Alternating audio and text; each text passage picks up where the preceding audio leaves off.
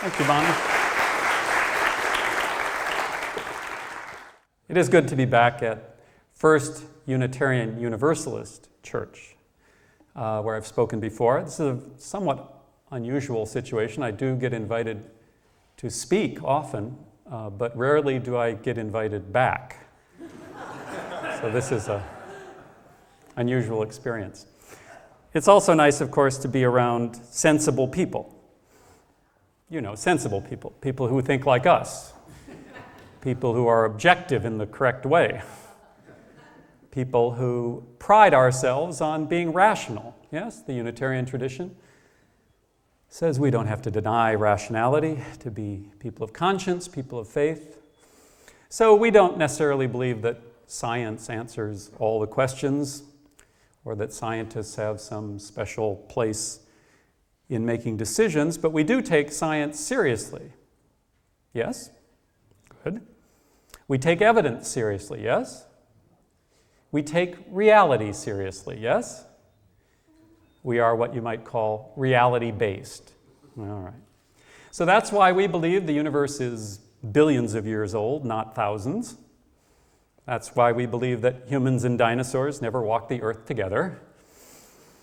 And that's why when 97% of climate scientists agree that humans are dramatically accelerating global warming, we accept the conclusion of that peer-reviewed science process, correct?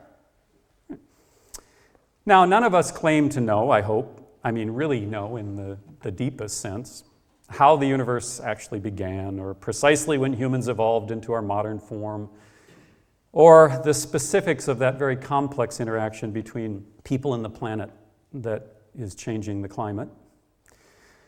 But we are willing to base our decisions on the best account we have of the world around us, which is produced by some mix of science and our own experience and intuition.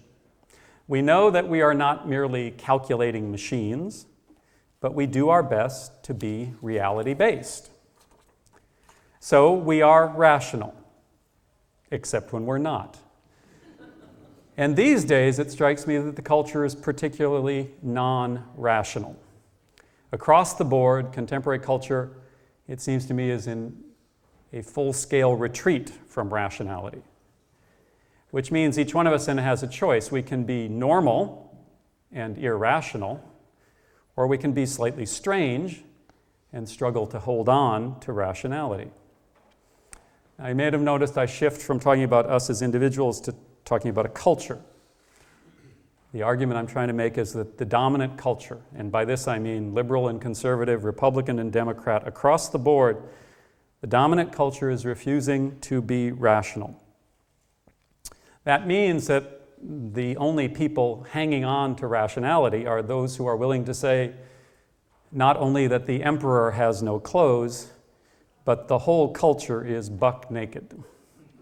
I think of this culture as sort of like a drunk wandering around, waking up after a bender with that pounding headache, stark naked, and instead of trying to figure out what went wrong, scrambling to find the next bottle. That's contemporary American culture. So I'm suggesting that to be rational is not only to stand up to power, which is always necessary, but to stand up to the whole culture and speak the truth that almost no one wants to acknowledge in this culture. And that truth is simple. Life as we know it is almost over. That is, this high-energy, high-technology life that we in the affluent societies especially live is a dead end, and we are closer to that end than ever before.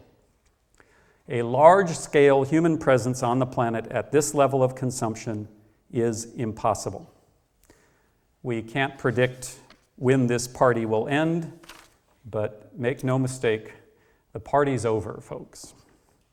Now, if you doubt this, let's just check in with reality, check in with science for a moment. There's a growing realization that we have disrupted planetary forces in ways we cannot control and do not fully understand. It seems clear that if we remain on our current trajectory, there will likely come a point, not in some science fiction-y future, but in the real world in which we live, perhaps even within this century, when the ecosphere will not be able to sustain human life as we know it. No one can predict the specific times and places where the most dramatic breakdowns are likely to occur, but we can know that the living system on which we depend is in fact breaking down.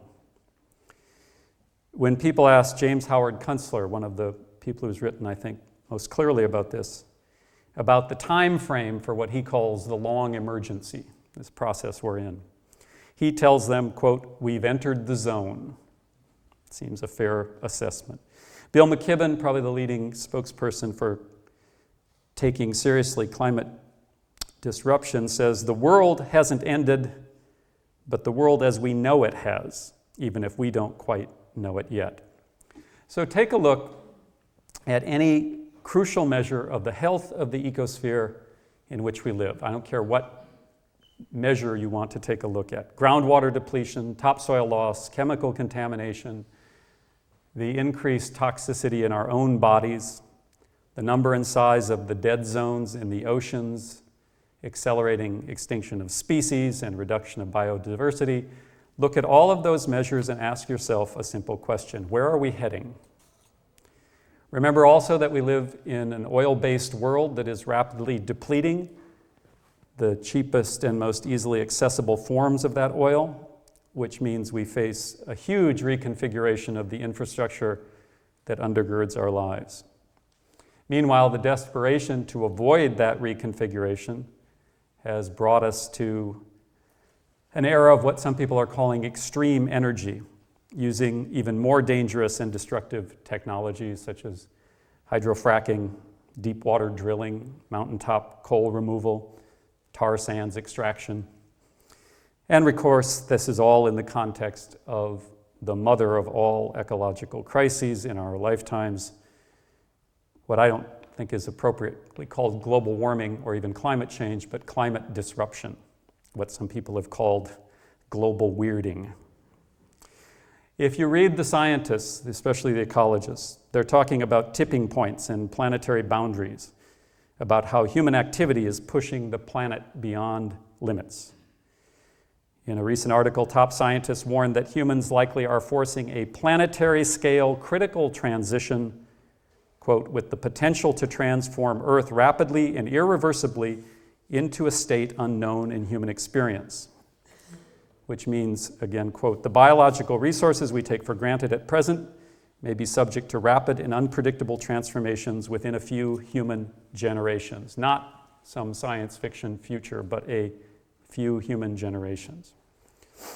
Translating that into lay terms, we're in trouble. Those same scientists concluded with this set of recommendations. Averting a planetary scale critical transition demands global cooperation to stem current global scale anthropogenic forcings that will require reducing world population growth and per capita resource use, rapidly increasing the proportion of the world's energy budget that is supplied by sources other than fossil fuels, while also becoming more efficient in using fossil fuels when they provide the only option, increasing the efficiency of existing means of food production and distribution instead of converting new areas or relying on wild species to feed people, and enhancing efforts to manage as reservoirs of biodiversity and ecosystem services, both in terrestrial and marine realms, the parts of the Earth's surface not already dominated by humans. Major undertaking. Back to Bill McKibben, who was, of course, the first popular writer to alert the world to the threat of climate change in his important book, The End of Nature. In his most recent book, Bill argues that humans have so dramatically changed the planet's ecosystems that we should rename the Earth. He suggests we call it Earth, E-A-A-R-T-H. He says it's best pronounced channeling your inner Arnold, Earth. New planet, he says. The planet on which our civilization evolved, McKibben says, no longer exists. The stability that produced that civilization has vanished. Epic changes have begun. We may, he says, with commitment and luck, yet be able to maintain a planet that will sustain some kind of civilization, but it won't be the same planet, and hence it won't be the same civilization. The Earth we knew, the only Earth that we ever knew, is gone. So if McKibben and others are accurate, and I think the data, the evidence clearly supports that assessment, then we can't pretend that's all that's needed is tinkering with existing systems to fix a few environmental problems. Massive changes in the way we live are obviously required. This is what McKibben calls a new kind of civilization. Now, no matter where any one of us sits in the social and economic hierarchies, there is no escape from the dislocations that are going to come with this kind of change. It's true that money and power will insulate some from the most wrenching consequences of these shifts, but in the end, there is no escape. We do not live in stable societies, and we no longer live on a stable planet. While we may feel safe and secure at specific places and specific times, it is hard to believe in any safety and security in a long-term and collective sense. Like I said, the party's over. Now, that was the upbeat portion of today's talk. I'd like to move now into the more difficult material. But remember, we are sensible people here, right? We are serious about science. We are evidence-based. We are reality-based, right? And that means that, of course, we are going to scoff at the creationists. We're going to scoff at the climate change deniers. But the question is, are we willing to embrace these more difficult realities? My own experience is that people are hesitant to confront this. I've been pushing this point of view for several years, and in groups of eminently sensible people, I often get agreement about the data, about the reality, and even about the assessment of the trajectory that we're on. People will agree that we cannot long continue on this particular path. But rather than confront the implications of that conclusion, otherwise sensible people seem to be looking for a way out. And there are three things I hear most commonly from those eminently sensible people looking for dodges. The first one, and I think the most morally reprehensible of them, is the dodge that you will hear when people say, well, you know, species come and go. So from this point of view, yes, we're on our way down and out. But, you know, in the big picture, that's neither surprising nor terribly troubling. After all, species before us have dominated and then gone extinct. It would be arrogant to believe we will continue forever. From this point of view, human beings, we've had our time, and our time has passed, and the earth will continue after we are gone. Now, that's all true, and it's all irrelevant to our mission, because the problem is between today and this time when human beings have passed, there's going to be a lot of suffering, human suffering. And as those in the environmental justice have long said, it is usually the poor and the oppressed who tend to be hit first and worst, hardest and longest by this kind of ecological degradation. So for those of us in privileged positions, I count myself as one of those very privileged people, to ignore this is to, in fact, abandon our own humanity. So this dodge, that humans will come and go like all other species, this dodge is, in fact, the response of a sociopath, of a person with no capacity for empathy.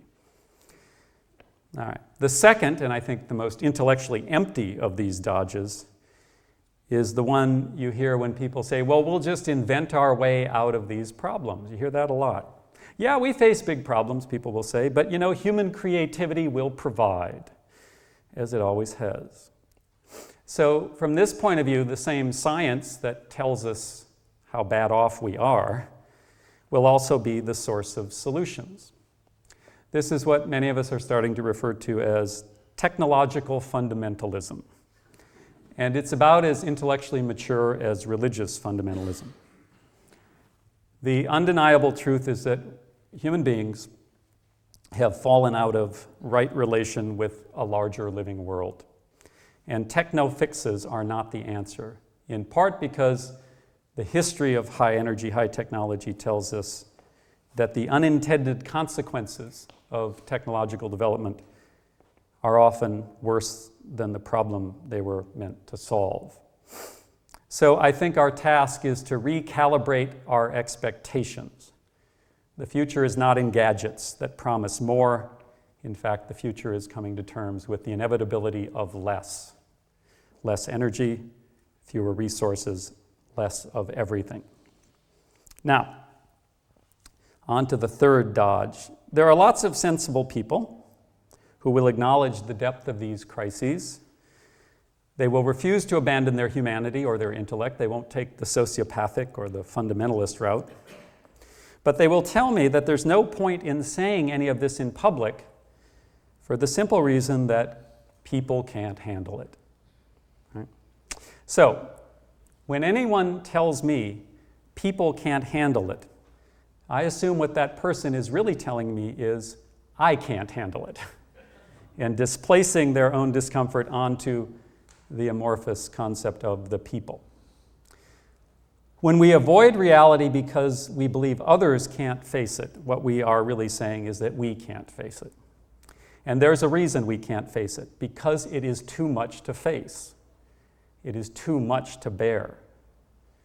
But, in the words of some of our greatest philosophers in history, it is what it is. And by greatest philosophers, I mean, the person at the end of the bar. They usually have got it. Well, it is what it is. Seems to me there's actually a kind of deep truth in that. It is what it is, and it's about time we face what it is. So moving to the title of the talk today, I'm going to suggest it's time to get apocalyptic. I'm willing to suggest, in fact, you better get apocalyptic or get out of the way, brothers and sisters. Now, when anyone is using a term like apocalyptic, we have to do some definitional work quickly. Right?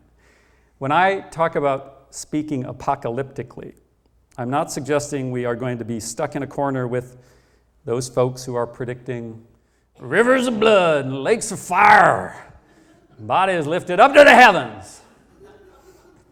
A lot of people assume that any talk of apocalypticism is inevitably going to lead to claims that the world is going to end tomorrow, and that those claims are going to be accompanied by a belief in the ability of the chosen to somehow transcend that fate, or at least successfully weather the transition to the new world.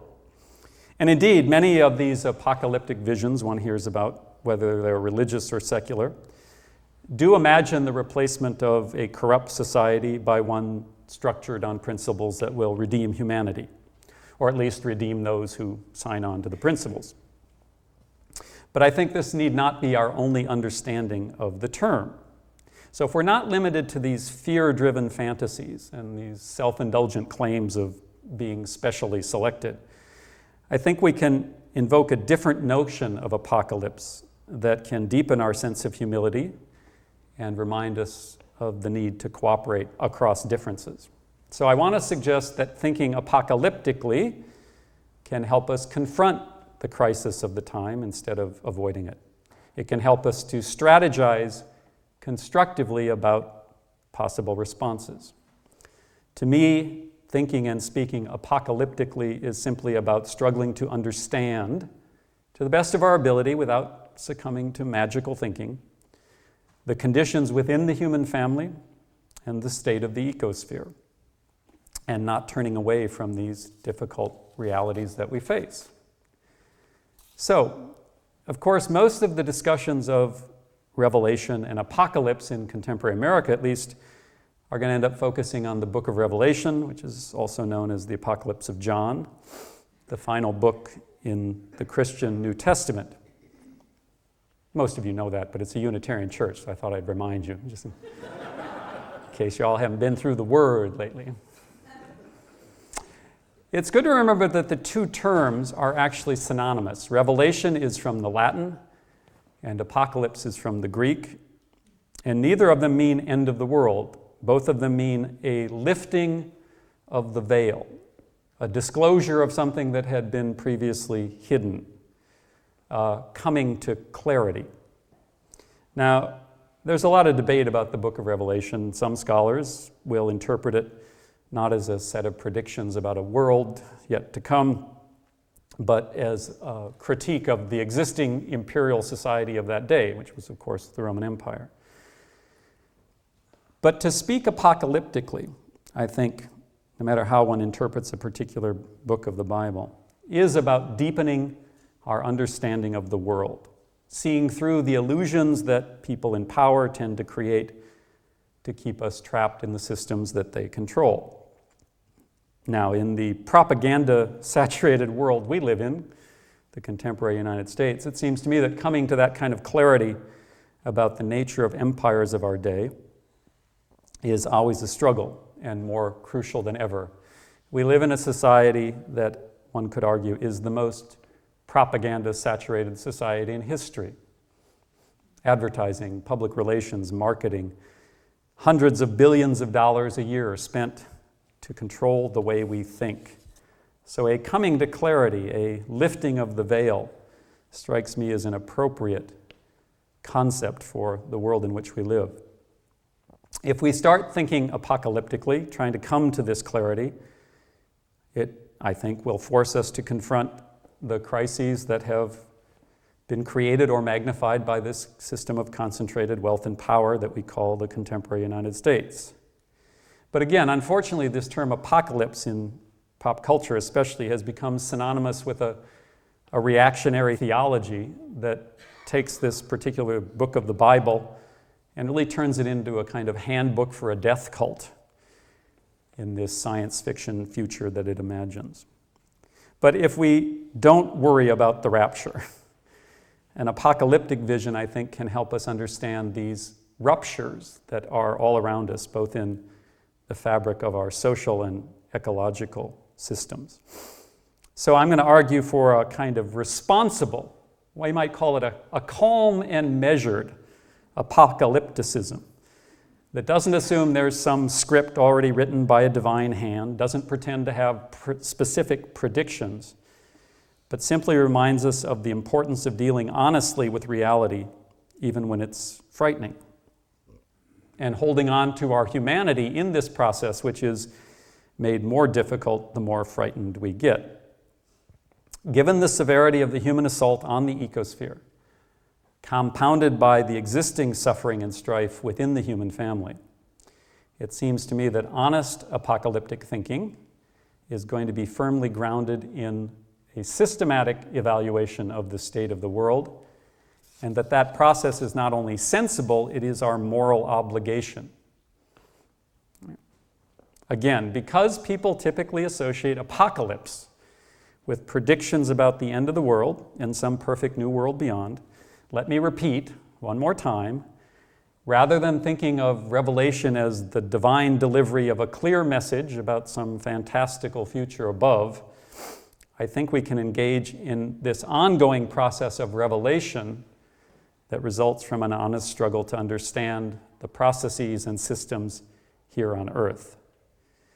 Now that requires a lot of effort, I understand, and it's not a lot of fun often. But remember, we are sensible people here, yes?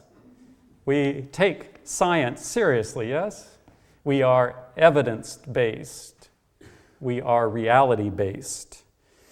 And just because realities are hard doesn't mean that they go away. The fact is, the systems in which we live are failing, and that means the status quo is not going to last forever. So thinking apocalyptically in this fashion demands of us, I think, considerable courage and commitment, precisely because the direction in which we should be moving is not clear. The process that I'm talking about is never going to produce definitive answers, but it will help us identify new directions. And I want to finish briefly by pointing out just what that first step might be. To think apocalyptically in the kind of calm and measured apocalyptic thinking that I'm talking about, perhaps the first task is to start to imagine the end of capitalism and the end of what I'll call the extractive industrial high energy model of human living. The end of capitalism and the end of the extractive industrial high energy model. Now, that is not going to be easy in a world that endlessly tells us that those systems are inevitable, in a world that tells us those, in fact, systems are essential to life, that without them there is no human existence. But in fact, any future ongoing human presence on this planet is going to be possible only if we transcend capitalism and transcend the extractive, industrial, high-energy model of human existence. This puts us in a very tough place. As the critic Frederick Jameson has written, and others have copied, he said, "It is easier to imagine the end of the world than to imagine the end of capitalism." And I think one can say the same thing about that extractive, industrial, high-energy model. But that is, in fact, the task in front of us, to dare to imagine the end of those systems, to dare to act imaginatively on what we come up with in that process, because if we don't, the only guarantee is that there will be no future.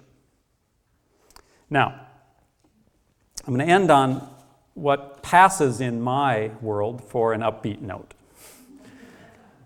Obviously, to really grapple with this is not easy.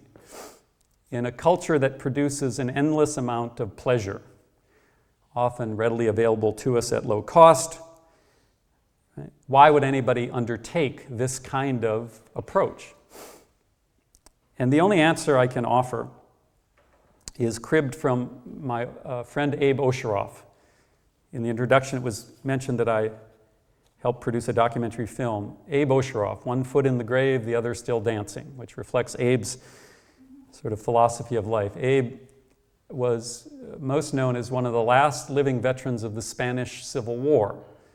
Some of us here are old enough to at least remember history. Some actually remember the time in the 1930s when, in the fight against fascism, in the fight to try to save the Spanish Republic, people from all over the world went to Spain to fight in someone else's revolution. They were called the International Brigades. And it was an inspiring moment. People from around the world, recognizing the threat of fascism, right, went to Spain and fought for the freedom of other people. That doesn't happen very often in history, and Abe was one of those. He served in the brigade that left from the United States. It was called the Abraham Lincoln Brigade. And when Abe, as a teenager, left for Spain, he knew the odds were against them, and he went anyway. He was wounded in battle, but made it home, and then committed the rest of his life to various kinds of radical political work, often in periods when there was little or no chance of success. Abe was a committed leftist in the 1950s, when leftists were not embraced in the United States. He spent part of the 1950s living semi-underground to avoid the FBI. Abe was involved in every major political struggle of his day: civil rights, anti-war activity, union organizing, all sorts of struggles that did not guarantee success. But Abe kept at it year after year up until literally the end of his life in 2008, at the age of 92. And I was lucky to get to know Abe through a mutual friend. And Abe, in my many conversations with him, used to talk often about authenticity. And that's a word, of course, in a advertising-defined culture that kind of loses meaning quickly, you know, when you hear advertisers talking about, you know, authentic wood veneer and other such concepts. Authenticity is a term that gets that is often misused. And so I said to Abe one day, I said, "Abe, you keep talking about authenticity. What do you mean by that?" And he said, "Authenticity is easy to define." He said, "Authenticity is that state when what you think and what you say and what you do are all cut from the same cloth. When you are not afraid to think," and Abe said, "You know, a lot of people are afraid to even think." And he said, "When you're not afraid to speak what you are thinking," a lot of people are afraid to do that. And he said, finally, "When you are not afraid to act on what you are saying, that is an authentic moment." And he said, once you've experienced that kind of authenticity, you will constantly seek it out because it is the most fulfilling moment in anyone's life. It is that moment when we feel most deeply human. And all I know is that no matter how difficult some of the things I've been talking about are, I can't stop myself from thinking them. And as I watch heads nod, I know that I'm not alone in thinking about these things. So once I have thought them, it seems to me that it's incumbent upon me to speak them and to act on those words. Not necessarily because I'm such a nice person. You already know I'm a professor at a major research university, so the possibility I could be a nice person has already been eliminated. But the reason I think I engage this and want to continue engaging this kind of analysis, this kind of question, is not because I'm particularly noble, but because that struggle for authenticity, in some ways a very selfish struggle, to want to feel that, is about the only pleasure left in this world defined by so many cheap and easily available pleasures. So while it may seem a bit counterintuitive, I would like to suggest that you embrace the apocalyptic thinking I am talking about, because it is in your own self-interest, because it is in fact the only way to be an authentic human being. So thank you for your attention, and we will open it up to comments, questions. Thank you. The question is, obviously, talking about the replacement of capitalism is difficult. So what would that system be? I propose a system called Bobism, which is centrally about the worship of all things Bob. But I have yet to get traction with that. So let me answer your question first by contesting a statement you made. You said human beings are naturally competitive, and I don't think that's, in fact, the appropriate way to think about human nature. If you'll allow me a brief digression into anthropology, remember that the modern human, animals no different than you and I, 1,350 cubic centimeter brain, basically us. We've been on this planet about 200,000 years. Of course, their human precursors, hominid precursors, go back millions of years, but the modern human's been around about 200,000 years. For 190,000 of those years, that is the first 95% of our evolutionary history, we lived in small band-level gathering and hunting societies, probably in the range of 50 to 100, no bigger than 150, according to one anthropologist. Those were profoundly more egalitarian societies than anything we know today. The hierarchies that we take for granted today are relatively recent in human history. They chart back about 10,000, 12,000 years to the beginnings of agriculture. So to say that we are naturally competitive, that we're greedy and self-interested, is true enough. If I were to take a poll here, I can imagine that all of you, with brief self-reflection, could imagine or remember a time in your lives when you acted out of greed, self-interest, and without concern for others, correct? Even in a Unitarian church, everybody has to fess up to that. But you can also, with a little self-reflection, remember a time when you acted out of compassion and solidarity. You did things that perhaps cost you, but were going to return no short-term or even long-term material benefit. In fact, you might have taken risks up to and including risking your lives. That's part of human nature too. So the claims that capitalism makes about human nature, that we are inherently greedy and self-interested, is true enough, but beside the point. We are also inherently compassionate and bent towards solidarity and cooperation. The question is, which of those is dominant?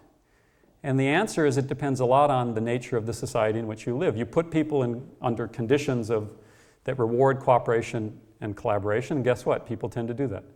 You put people under conditions that reward greed and self-interest, and guess what? They tend to do that. So capitalism's fundamental moral claim that however unfortunate or unpleasant this greed and self-interest is, it is human nature, and therefore to benefit everyone you have to structure an economy based on it. The proof of that is, look around, people are greedy and self-interested. Does that strike anyone as a somewhat circular argument? That if you create a system that rewards greed and self-interest, people will react in greedy and self-interested ways? But to claim that that's what human nature is an intellectually vapid argument, and that's capitalism's only moral claim. Right? So I'm not suggesting that human beings are perfectible, that we're always nice people. My guess is throughout human history, including in those hunting-gathering societies, people had the capacity to be nasty and violent. Evidence suggests that's true. The question is, how do we understand ourselves? Right? And if we capitulate to the moral claim of capitalism, I think we're lost. Now, what system would replace capitalism? Well, let me answer it this way. If we were in the middle of feudal Europe, in which everything was structured on feudal principles, divine right monarchy, rigid class societies, serfs on the bottom, slaves. If we lived in the middle of feudal Europe, and I stood up and told you feudalism has got to go, it's fundamentally inconsistent with our principles, I would be right, correct? And I would look like a lunatic, correct? Okay. So standing up anywhere in a society defined by a system and suggesting the system is inconsistent with principles and has to go is always going to look a little crazy.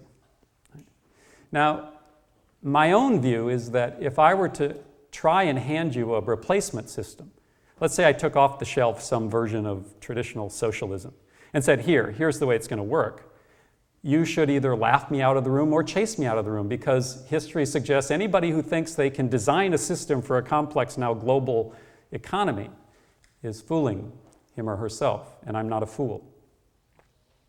So, what do I think replaces capitalism? I don't have a clue. I do know there are certain principles. They're the principles in socialism, in the way I would interpret it, the principles in Christianity. And they have to do with how we understand ourselves in relationship to others and to the larger living world. And I think what we try to do is experiment with ways to bring those principles into being.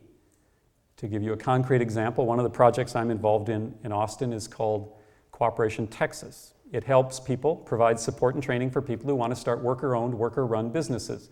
Businesses in a for-profit capitalist economy, but businesses based on democratic principles.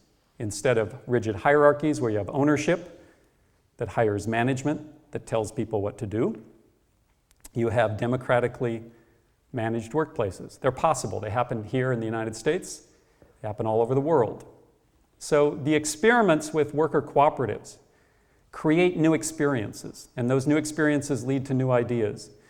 And that's, I think, how change is going to happen. Now, I'm not naive. I think the time frame available for us to change, as I've suggested, is much less than I wish we had available.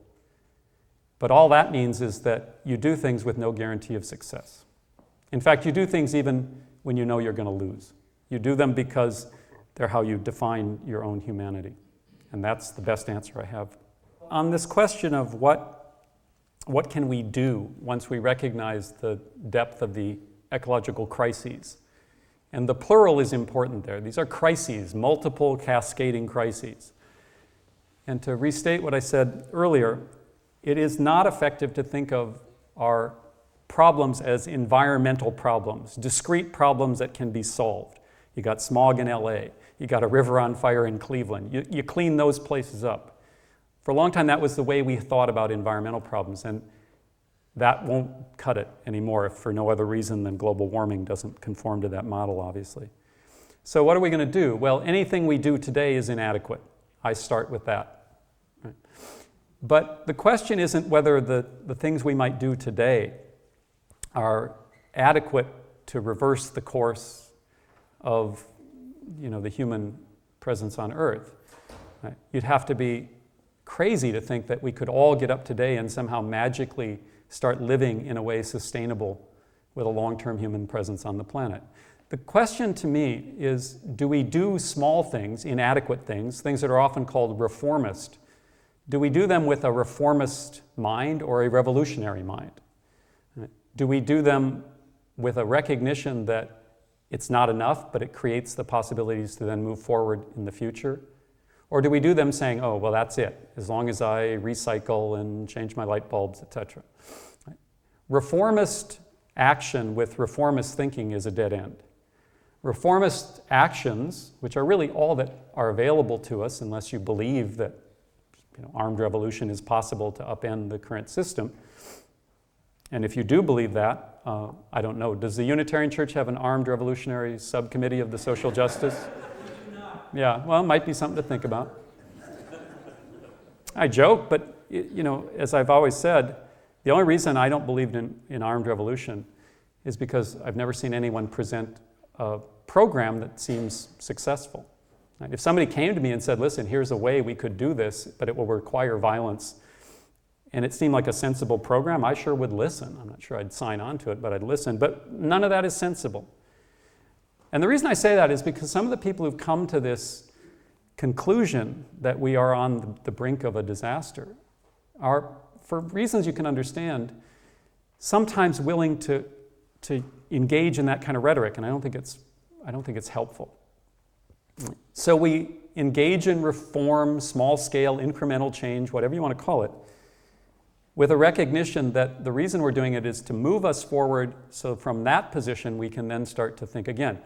Again, the example of worker cooperatives. I don't think worker cooperatives in an otherwise corporate capitalist society are really going to make a whit of difference over the long run. Right? I support and believe in worker cooperatives because they create new possibilities. They give people the experience of actually living democratically in the workplace, which most of us have never had any experience of, especially me at the University of Texas, where democratic governance would be lovely. So that's it. What are people, when I feel myself growing comfortable with a project, I think the question I always try to ask myself is, okay, what's next? So once one gets comfortable with a church-wide recycling program or an energy audit that reduces consumption, then the only question is, what's next? And you engage in that process until you die. And that's our task. It's a good question about the fact that apocalyptic thinking is not new. One sees it in other historical periods, especially periods where world-changing crises emerge. And so what do we take away from that? Well, some people take away, and I'm not suggesting you did, but some people take away the idea that, well, human beings are just prone to thinking apocalyptically. It's come and gone before, and we will continue on. Okay. That could be true, but it also could be true that the conditions under which we are now living are a dramatic break from history, and I think they are. I think the way to understand our current place on the earth is kind of almost an odd historical blip. Right? That starts with the human invention of agriculture. That was a bad deal. Right? As Wes Jackson, my favorite agro-philosopher, we'll call him, says, the plow has done more to destroy than the sword ever will. That when human beings started intervening in ecological systems, believing they could control that outcome, the die was cast in some sense. That problem was exacerbated with the discovery of coal and then eventually oil and natural gas.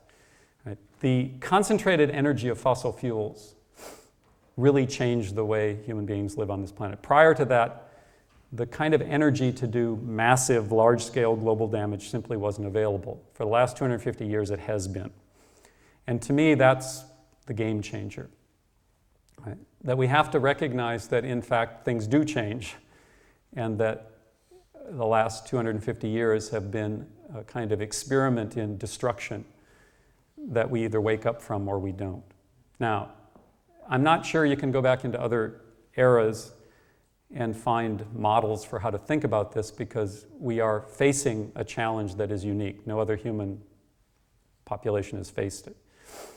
And so we have to think in creative ways, but we also have to go back to our traditions, which is always the struggle, to go back into the best of the wisdom that's been produced over the years, yet recognize we are going to try to use that wisdom in different times. And that's partly why I made a joke about my religious affiliations, but after living most of my adult life as a very secular person, being somewhat annoyed with the direction of contemporary Christianity, the tradition I was born into, in the last decade, I've gone back to church, not because I'm looking for salvation, not because I all of a sudden adopted supernatural beliefs about God up in heaven or Christ was in from the grave, but because I think those traditions keep us rooted.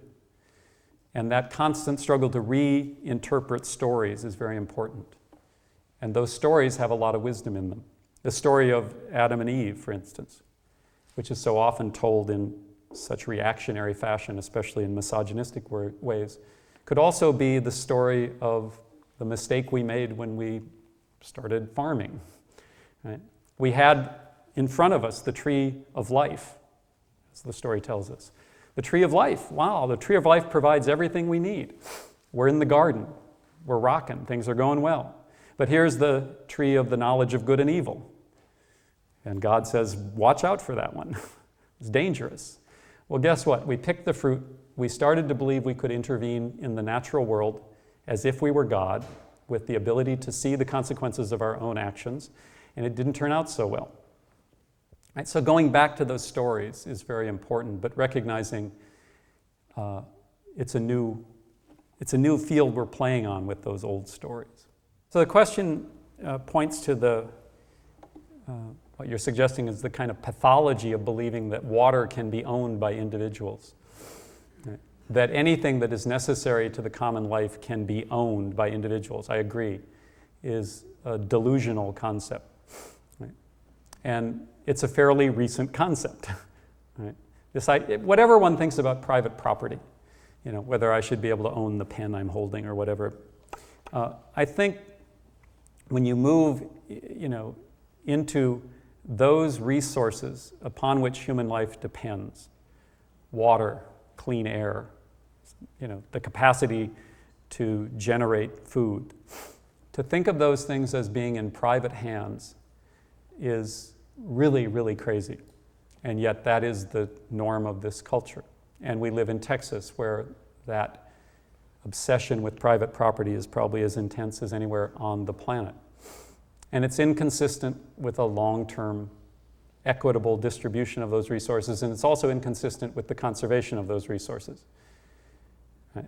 That the claim that capitalism makes, that people will take care of the resources if they own them properly, whatever value it has in some arenas, and it has some, doesn't make any sense when you're talking about water, when you talk about tapping into aquifers, for instance. Right? But we're so trapped in the grips of this delusion that we then, when we try to deal with it, try to find so-called market solutions. So you try to find market solutions to problems created by the underlying assumptions of the market. It's one of those dead ends we get trapped in.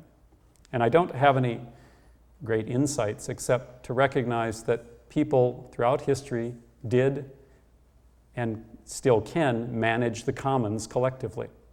Right? There's nothing in our nature that says we cannot come together and do that. We've done it through most of our history. Right? That means, to take your question somewhat in a different direction, we've got to stop deluding ourselves into, in general, thinking there are market-based solutions to problems caused by markets. Right? They just don't tend to work. And the most important place to do that is when we think about carbon. So the first recommendation, the first policy proposal was all about cap and trade, this kind of shell game of buying and selling the right to emit carbon. And it's a loser. It's not going to work. The second step is to talk about a carbon tax. That's a loser too. Right? That trying to use that market mechanism to control carbon is not going to work. You tax carbon, people get money. When people get money, they tend to go after more carbon. There is one and only one solution to the carbon problem, and that is a cap on carbon. A collectively determined and imposed cap on carbon. That means rationing. And if you are not serious about talking about rationing, you're not serious about ecological change. This culture has to start talking about rationing, not only of carbon emissions, but of everything.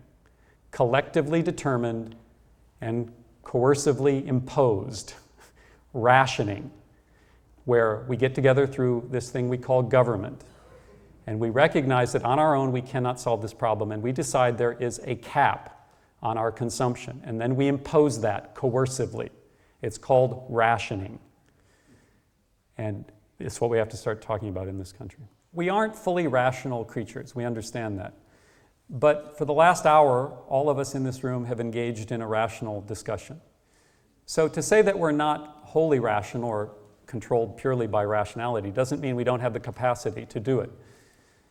And whatever got us by in the past isn't going to get us by forever. And so, although I don't think it's healthy to assume that we can reason our way out of it, we also can't do without reason. And that's why I think not only traditions like the Unitarian tradition, which of course tends to reject the supernatural claims and look for the best that weaves its way through all of the traditions, but even specific traditions, like in my own case, the Christian tradition, that lets go of its claims to a kind of special status and does the same thing. I guess you could say I'm a Presbyterian Unitarian, or a Unitarian Presbyterian, or whatever. Right? But that's where we're going to have to try to come together. So I think spaces like this are crucial. I think things like the Public Affairs Forum, where we tackle these things, are crucial. And on that note, I will thank Bonnie and turn it back to our host. Thanks. Thank you.